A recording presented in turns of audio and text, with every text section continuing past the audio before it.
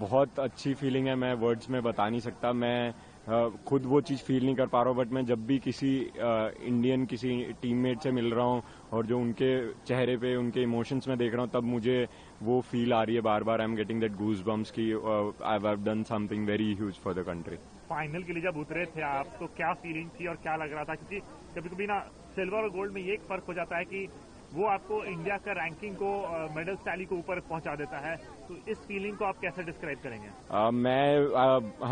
When I came to the tournament, मेरे को expected था कि मैं इंग्लैंड प्लेयर के साथ में फाइनल खेलूंगा, बिकॉज मैं फर्स्ट सीड था, वो सेकंड सीड था। एंड हम पूरे साल काफ़ी कंसिस्टेंटली परफॉर्म करके आए हैं दोनों, काफ़ी जगह हमने अच्छे मैचेस फाइनल्स खेले हैं।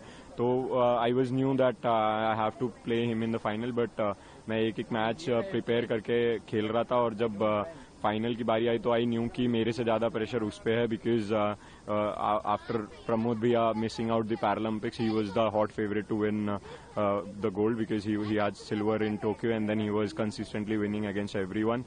मैं कभी उससे जीता नहीं था पिछले पूरे सर्किट में, so he was the hot favourite to win. And then so I knew कि उसके ऊपर ज़्यादा प्रेशर है, that he have to live up to the expectations and everything. So I knew that I just have to stay calm और then it will come my way, and that's what happened right from the start of the game. मेरे को feel हो रहा था कि he's nervous, he's being going impatient, तो मैं बस उसी चीज़ का फ़ायदा उठाया। बीच बीच में I slipped away in between, but yeah, it feels good कि finally it ended our way, and then India got the much deserving and much retainable gold medal, and I'm very happy that SL3 has retained their Paralympic gold medal. आप वो लम्हा describe करिए अपने शब्दों में, जब आप खड़े हुए पोडियम पे, फ्लैग सबसे ऊपर था और नेशनल एंथम बजा।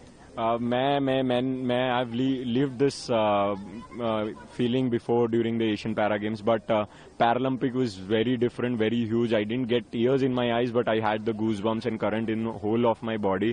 और मैं उस टाइम पे कुछ फील नहीं कर पा रहा था. I felt numb, and it was just I got a flashback of all my journey from Tokyo till Paris, how it's been, how tiring the tournaments have been, how tiring the schedule has been, and what all things I have sacrificed for this. And then at the end, everything felt worth, and I kind of had a flashback of my parents' image in my mind, where because just before the medal ceremony मैंने उनसे बात की थी, and then they had tears in their eyes, so वो it was a flashback of everything in a very small moment.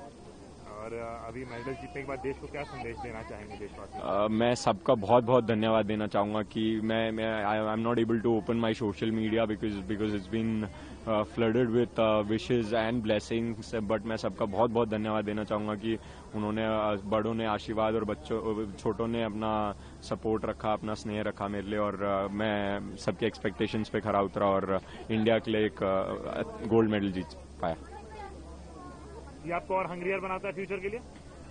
मैं अभी उस बारे में सोच नहीं रहा हूँ, बिकॉज मैं पैरालंपिक्स तक का I had my small goals, and at the end the ultimate goal, so वो जीतने के अचीव करने के बाद में now I just want to go back and enjoy before setting another goal for me.